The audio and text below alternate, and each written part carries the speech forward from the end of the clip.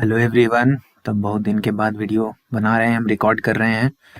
और जैसे सीजीएल के साथ जो सब हुआ है उसके बाद वीडियो बनाने का कुछ खास मन भी नहीं था, और ना ही जेपीएससी का आगे कोई खास अच्छा अपडेट है, तो इसीलिए मन नहीं कर रहा था। लेकिन अब है कि एग्ज़ाम कैलेंडर एक्सपेक्टेड है कुछ समय में, अब आ ही रहा है लगभग लगभग। तो इसीलिए कुछ बात हम करते हैं। अभी आपको आगे क्या आपका अप्रोच हो सकता है इसके ऊपर हम थोड़ा सा चर्चा करेंगे, ठीक है। तो पहले एक छोटा सा रिकैप अभी जो हुआ उसके लिए। अगर आपको नहीं पता, वैसे सबको पता ही होगा, तो जेएसएससी सीजीएल में पेपर लीक के एलिगेशंस है। इस पे कोर्ट केस भी हो चुका है और कोर्ट में है अभी के लिए, रिजल्ट के लिए रोक भी लग गया, ठीक है। तो रिजल्ट अभी कोर्ट रोक दिया है। अब अगर लगभग पहली ही हियरिंग में रिजल्ट पे रोक लग गया है, यानी कि सबूत बहुत अच्छा होगा, कड़ा होगा, ठीक है। याद रखिएगा, हर एक सबूत जो वहाँ पे कोर्ट में दिया गया है या बाकी जगह सबमिट किया गया है, वो सारा चीज़ सोशल मीडिया पे नहीं है। सोशल मीडिया पे बहुत लिमिटेड सबूत है जो सर्कुलेट हुआ है, ठीक है। तो कुछ ना कुछ कड़ा सबूत ही होगा, तभी कोर्ट इतना आसानी से आपको रिजल्ट पे रोक लगाया है, ठीक है। इतना जल्दी रिजल्ट पे रोक लगाया है, तो एक तरह से आप समझिए कि 50% जो एस्पिरेंट्स है, जेन्युइन एस्पिरेंट्स, उनका जीत हो चुका है। लेकिन इसमें एक पेंच फंसा हुआ है कि डीवी क्योंकि करवा लिया गया है आयोग के द्वारा, ठीक है। तो अब जिनका डीवी हो गया है वो लोग भी अपने तरीके से कुछ ना कुछ कोशिश करेंगे कि चीज़ आगे बढ़े, क्योंकि किसी को भी पसंद नहीं आता। और ये बात भी अपने जगह पे सच है कि जो भी लगभग 2200 के लोग लगभग में लोग को बुलाया गया डीवी के लिए, सब का सब फर्जी लोग है, सब का सब 35 लाख वाला है, ऐसा नहीं है। ज़्यादातर कैटेगरी वाले जो एस्पिरेंट्स हैं वो लोग तो जेन्युइन ही है, ठीक है। तब वो लोग अपने तरफ से भी कोशिश करेंगे, और यही सब है, लगभग रफ अपडेट यही है।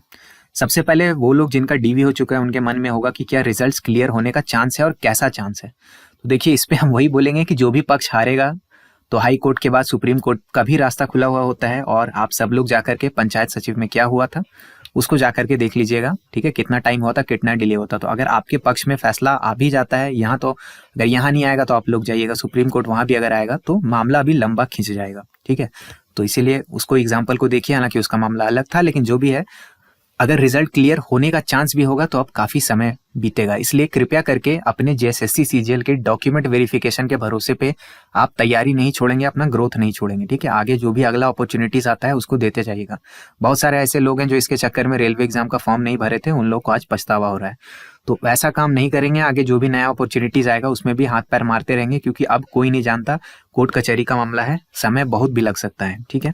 बाकी इससे ज़्यादा नहीं बोलेंगे। अब री एग्ज़ाम का क्या पॉसिबिलिटी है, जो लोग बोल रहे थे, मतलब जो लोग का नहीं हुआ है ऑब्वियसली, या कुछ नंबरों से छूटा है, वो लोग ऑप्टिमिस्टिक हैं, उनको लग रहा है री एग्ज़ाम। तो देखिए, कोर्ट कचहरी का मामला है, तो बहुत बहुत मुश्किल है कि अगला 1 साल में आपका री एग्ज़ाम होने जा रहा है, ठीक है। एकदम क्लियर कट बात है। मतलब अगला फर्स्ट हाफ में तो बिल्कुल कम ही समझिए, चांसेस बहुत ना के बराबर है। तो री एग्ज़ाम अगर आपके पक्ष में फैसला आ भी गया, मान लीजिए हाई कोर्ट में, तो फिर दूसरा पक्ष जो है वो सुप्रीम कोर्ट जाएगा, मामला फंसेगा। तो इसीलिए आप कृपया करके ये गलती ना करेंगे कि जेएसएससी सीजीएल के भरोसे अब बैठ गए, ठीक है। देखिए, बुरा लगता है, जो लोग तैयारी किए हैं, बहुत बहुत साल से तैयारी कर रहे हैं, ठीक है। 3 साल 4 साल नहीं, बहुत उससे लंबे समय से तैयारी कर रहे हैं। तो हम समझ सकते हैं कि एक प्रॉब्लम होता है, आपको बुरा लगता है, और ये एकदम जेन्युइन बात है। लेकिन इसको लेके बैठना नहीं है, आपके अंदर एक्सेप्टेंस होना चाहिए कि नहीं भैया, जो था हो गया, अब इसको लेके बैठिएगा नहीं, अपना करियर में आगे बढ़िए। सरकारी में बढ़ना है तो सरकारी में बढ़िए, प्राइवेट में बढ़ना है प्राइवेट में बढ़िए, बिजनेस करना है, खेत में खेती करना है, जो करना है कीजिए, लेकिन अब आगे बढ़िए, ठीक है। तो इसीलिए इसके भरोसे अभी इंतजार नहीं करेंगे, ठीक है। और उसके बाद एक नए बच्चों का हुजूम भी है, जो लोग नया नया ग्रेजुएट किया, फ्रेश ताजा माल मार्केट में आया है, तो उन लोग को लग रहा है कि अगला जेएसएससी सीजीएल आ सकता है। भाई, अभी बहुत दूर है, ठीक है, दिल्ली बहुत दूर है, इसके भरोसे में कृपया नहीं बैठिएंगे आप, ठीक है। क्योंकि अभी नियमावली होगा, आगे चल के फिर इसमें बहुत फरियाएगा लोग, ठीक है। 90-10, 60-40, 1932, बहुत कुछ होने वाला है अभी। तो अगला जेएसएससी सीजीएल अभी बहुत दूर है, भविष्य में बहुत दूर है, इसलिए इसके भरोसे नहीं बैठेंगे। ऊपर से आपका सिलेबस पैटर्न क्या रहेगा अगली बार, तो पक्का पक्का है कि प्री मेंस का डिमांड कम से कम इतना सीखने के बाद तो किया जाएगा कि प्री और मेंस का परीक्षा हो। इसलिए आपको पता ही नहीं है पैटर्न क्या होगा, तो अभी से दिमाग नहीं फोड़ना है, माथा नहीं फोड़ना है जेएसएससी सीजीएल के पीछे। अगला जेएसएससी सीजीएल जब होगा तब होगा, उस समय आपको सफिशिएंट टाइम मिल जाएगा, तैयारी के टाइम का दिक्कत नहीं होगा यहाँ पर, ठीक है। तो इसीलिए नया एस्पिरेंट लोग जो है, कृपया करके भैया सेंटर की तरफ लगिए। अगर सरकारी में आना है तो सेंट्रल एग्जाम्स का तैयारी में लगिए, अभी अगला जेएसएससी सीजीएल के पीछे नहीं जाइए, ठीक। चलिए, अब बात करते हैं कि आने वाला जो, यानी 2025 का फर्स्ट हाफ में लगभग अगस्त सितंबर तक क्या क्या अपॉर्चुनिटीज है आपके लिए। सबसे बड़ा अच्छा अपॉर्चुनिटी तो है कि रेलवे एग्जाम्स का, ठीक है। रेलवे एग्जाम्स का अब कैलेंडर लगभग रेगुलर हो गया है। एग्जाम भी आप देखेंगे, अभी जो एग्जाम्स हो रहा है एकदम टाइम टू टाइम एग्जाम करवाया जा रहा है। लगभग बहुत ज़्यादा इरेगुलरिटी भी नहीं है वहाँ पे, टाइम से आंसर की मिल रहा है, टीसीएस को सब कमान मिला हुआ है, तो धांधली के भी चांसेस उधर बहुत कम है। ऐसा जीरो तो हम कभी नहीं बोलेंगे क्योंकि एसएससी सीजीएल पर भी थोड़ा बहुत प्रश्न चिन्ह लग ही गया था इस बार, लेकिन फिर भी इधर से तो बहुत अच्छा स्कोप है वहाँ पे। बस वही है कि वहाँ पे कॉम्पिटिशन भी बहुत गंदा वाला है। आपके लिए जो लोग हिंदी मीडियम वाला है उनके लिए भी थोड़ा रेलवे एग्जाम ठीक रहता है, तो रेलवे का पूरा उधर एनटीपीसी है और आगे फिर अगला एग्जाम्स का भी कैलेंडर आएगा। और खासकर अगर किसी के पास भी कुछ टेक्निकल क्वालिफिकेशन है, जैसे अगर बीटेक वगैरह आप लोग किए हैं या फिर कुछ और आपके पास स्पेशल टाइप का डिग्री है, तो उधर मिनिस्टेरियल का भी वैकेंसी अभी आने वाला है, ग्रुप डी वगैरह आने वाला है, बहुत तरह का अपॉर्चुनिटी आपको रेलवे देने वाला है। ठीक है, तो वहां पर अगर आप खासकर अगर आपके पास कुछ टेक्निकल चीज है उधर कोशिश जरूर कीजिएगा। ठीक है, बाकी होना नहीं होना मुश्किल होता है रेलवे एग्जाम, हम समझ सकते हैं, लेकिन अपना कोशिश कीजिएगा अगर आपको सरकारी की लाइन में रहना है तो ये सबसे बेस्ट अपॉर्चुनिटी है। दूसरा, एसएससी एग्जाम्स का भी कैलेंडर रेगुलर है, अभी कैलेंडर आया हुआ है, अगली बार फिर एग्जाम होगा। एसएससी एग्जाम आमतौर पर जिनका इंग्लिश मीडियम का बैकग्राउंड नहीं होता थोड़ा उनके लिए मुश्किल हो जाता है, इसलिए हम इसको सेकंड पे रखें। तो मेन आप इसी को प्रेफरेंस दीजिएगा अगर आप सेफ रहना चाहते हैं, सेफ इन द सेंस कि एग्जाम ट्रांसपेरेंट है, टाइम से हो रहा है, भले आपका सिलेक्शन हो ना हो लेकिन कम से कम आपको पता तो चले कि भाई रिजल्ट कब आया, नहीं हुआ, कोर्ट केस का लफड़ा में नहीं फंसना चाहते हैं तब। ठीक है, अच्छा 70वीं बीपीएससी जो हुआ है उसमें भी कुछ कुछ लफड़ा है जो लोग दिए होंगे। पहले तो आप लोग रिव्यू बताइए कि कैसा लगा आप लोगों को पेपर, बीपीएससी लेवल का लगा भी या नहीं लगा, ये जरा देख बताइए अगर आप लोग दिए हैं तो।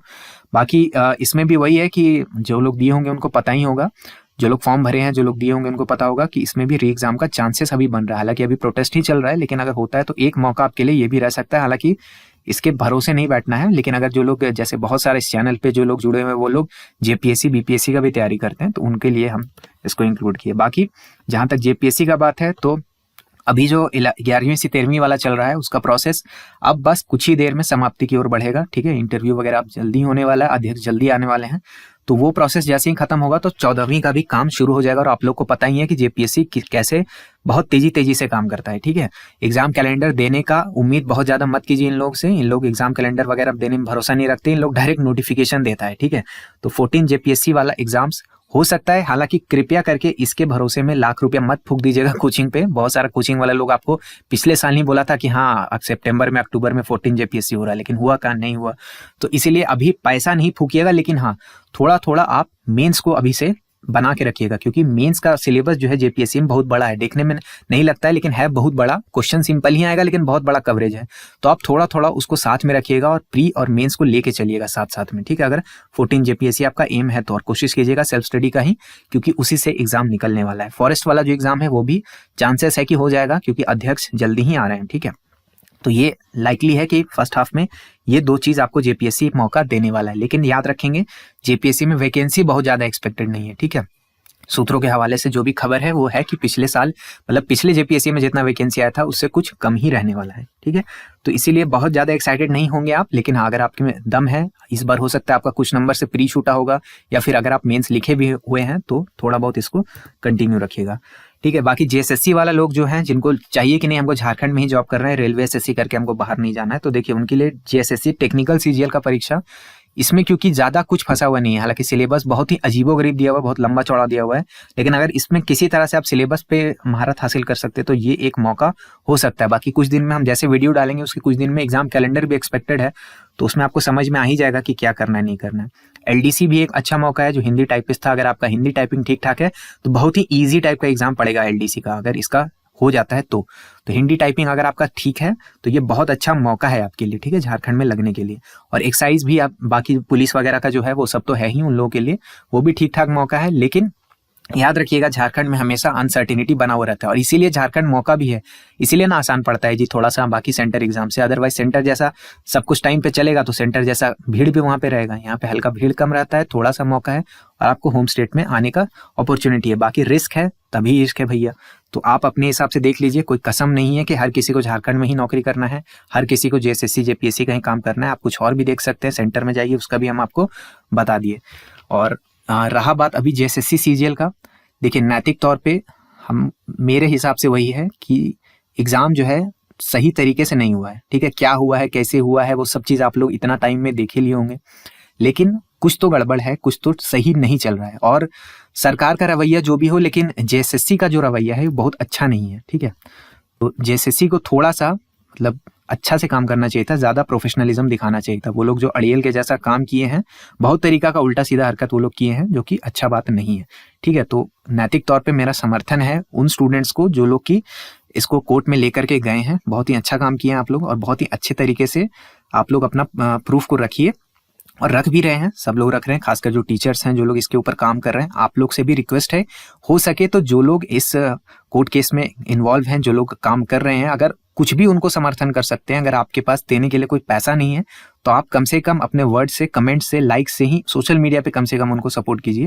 और अगर कुछ पैसा वगैरह भी कंट्रीब्यूट करना चाहते हैं तो कीजिएगा, जो लोग भी इसमें इन्वॉल्व हैं कोर्ट में जाकर के। ठीक है, क्योंकि आप सबको समझ में आना चाहिए, आप लोग पढ़े लिखे लोग हैं, कोर्ट कचहरी के मामले में पैसा बहुत ज्यादा फंस जाता है। ठीक है, और ऐसा नहीं है कि जिनका सिलेक्शन हुआ है जो जेन्युइन लोग हैं, ठीक है, 35 लाख वाले का बात नहीं है, जो जेन्युइन लोग हैं उनका भी प्रॉब्लम हम समझ सकते हैं। लेकिन ओवरऑल अगर आप एक अनफेयर प्रोसेस से आप एक्सपेक्ट कर रहे हैं कि आपको जॉब वगैरह मिल जाए, तो आगे भी आपको फलेगा नहीं, और वो मुश्किल हो जाता है वो चीज़ कर पाना। ठीक है, तो क्योंकि सबको पता है, आपके आसपास में, जान पहचान में सब लोग, ऐसा एक दो लोग को जरूर जानता है, दूर दराज में सुन लिया है, समझ लिया है कि वो लोग गड़बड़ी से गया है। ठीक है, अब एक आदमी गया है, 100 आदमी गया है, या 200 आदमी गया है, मुद्दा ये नहीं है। मुद्दा है अगर कोई भी जा रहा है तो पूरा का पूरा जो सिस्टम है, सिस्टम रॉटन है, सड़ा हुआ हो गया झारखंड का। और जब तक सीबीआई इंक्वायरी ढंग से नहीं होता है, इस सिस्टम को क्लीन नहीं किया जाता है, तब तक समस्या खत्म नहीं होगा, जड़ से खत्म नहीं होगा। क्योंकि इससे पहले जो एग्जाम हुआ है, चाहे लैब असिस्टेंट का हो, चाहे पीजीटी का हो, ओपन दिखता है कि उसमें चीज ठीक से नहीं हुआ है। ठीक है, लेकिन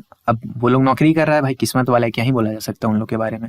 लेकिन आगे भी यही कंटिन्यू ना होता रहे, इसके लिए बहुत जरूरी है कि सिस्टम को क्लीन किया जाए। और सिस्टम क्लीन तभी होगा जब एक अच्छे एजेंसी से, जैसे कि सीबीआई से इंक्वायरी होगा। ठीक है, सीआईडी की इंक्वायरी से वो सबसे कुछ नहीं होने वाला है। स्टेट जो डिपार्टमेंट्स है उनसे बहुत ज्यादा उम्मीद नहीं करना चाहिए आपको। ठीक है, तो अभी के लिए यही है। बाकी आप अपकमिंग अपॉर्चुनिटीज में जिसको देखना चाहते हैं आप देख सकते हैं। मेरे हिसाब से 14 जीपीएससी का अच्छा मौका आपके लिए लेकर के आ रहा है। लेकिन और हाँ, इंतजार ना करेंगे भाई। पिछले बार जैसा हो गया था कि 1.5 महीना का समय दिया था पीटी तैयार करने के लिए, तो उस गलती में नहीं फंसेंगे। अगर आप थोड़े से भी सीरियस है 14 जीपीएससी को लेकर के, तो थोड़ा थोड़ा पीटी मेंस अभी से लेके शुरू कीजिए। अगर आपका पीटी वीक है तो पीटी पे काम कीजिए, अगर मेंस वीक है तो थोड़ा थोड़ा मेंस को लेके चलिए। मेरे हिसाब से वही रहेगा कि 60-40 के रेशियो में अपने टाइम को डिवाइड कर लीजिए। 60% टाइम आप प्रीलिम्स के लिए दीजिए, और 40% टाइम थोड़ा थोड़ा आप मेंस को रिवाइज कीजिए। मेंस में जो भी इंटरेस्टिंग सब्जेक्ट आपको लगता है, मेंस के साथ फायदा ही है, इतना बड़ा सिलेबस है कि इंटरेस्टिंग सब्जेक्ट आपको बहुत मिलेगा। तो इंटरेस्टिंग सब्जेक्ट्स को अभी से पढ़ के और अपना नोट्स बनाते रहिए, क्योंकि जब प्री से मेंस का बीच का समय वाला आएगा तो बहुत कम आपको टाइम मिलेगा। ठीक है, थोड़ा बहुत अगर लिखने का प्रैक्टिस कर सकते हैं तो वो कीजिए। ठीक है, और बस यही था। बाकी कुछ टाइम में देखिए एग्जाम कैलेंडर आ सकता है। ठीक है।